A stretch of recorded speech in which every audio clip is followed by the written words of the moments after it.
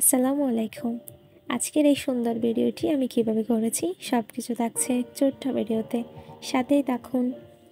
প্রথমেই দরকার আমাদের ক্যানভাস, যেখানে আমরা পুরা জিনিসটা তৈরি করব। তার জন্য প্রধান উপাদান হিসেবে লাগবে চালের গুঁড়ো। আমি আলাদা আলাদা করে পাত্রে চালের গুঁড়ো নিয়ে নিচ্ছিলাম পরিমাণ মতো।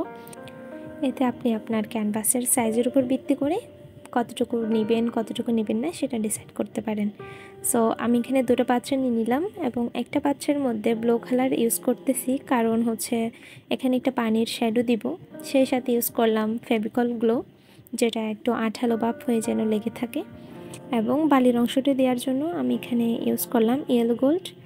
সেই সাথে সেমভাবে আমি এখানে ফেভিকল গ্লো দিয়ে নিচ্ছিলাম এবং প্রত্যেকটা পাত্রে আমি পরিমাণ মতো পানি দিয়ে সবগুলোকে খুব সুন্দরভাবে মিক্স করে নিচ্ছি। এখানে পানির পরিমাণটুকু অ্যাড করার সময় খুবই সেন্সিটিভ হয়ে করতে হবে, কারণ একেবারেই যদি আপনি সবগুলো পানি দিয়ে দেন তাহলে এটা অনেক বেশি লিকুইড হয়ে যেতে পারে, যেটা পরে করতে অসুবিধা হয়। সেই জন্য ধাপে ধাপে একটু একটু পানি দিয়ে যদি আপনি জিনিসটা মিক্স করেন তাহলে সেটাই সবচেয়ে বেটার মনে হয়। আমি এভাবে দুটো পেস্ট তৈরি করে নিলাম। এবার এই পেস্টকে আমি ক্যানভাসের মধ্যে সেট আপ করবো।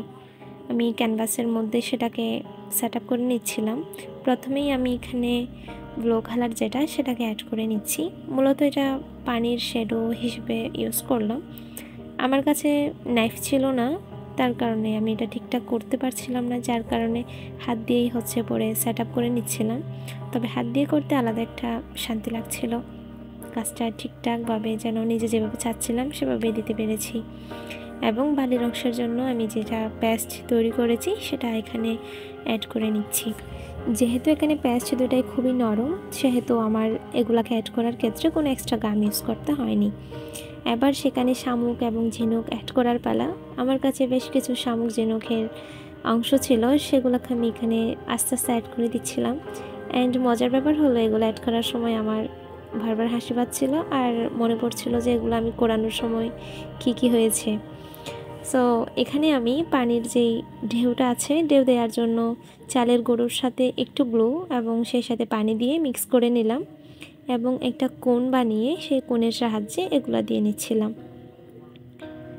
এটাও খুব একটা নরম, তবে এটা খেয়াল রাখতে হবে যেন অন্যান্য উপাদানগুলোর চেয়ে এটা একটুখানি শক্ত হয়, কারণ এটাও যদি বেশি নরম হয়ে যায় সেটা পরে এর সাথে একদমই অ্যাটাচ হয়ে যায়, পরে সেটা আর তেমন একটা শ্যাডোটা বোঝা যায় না।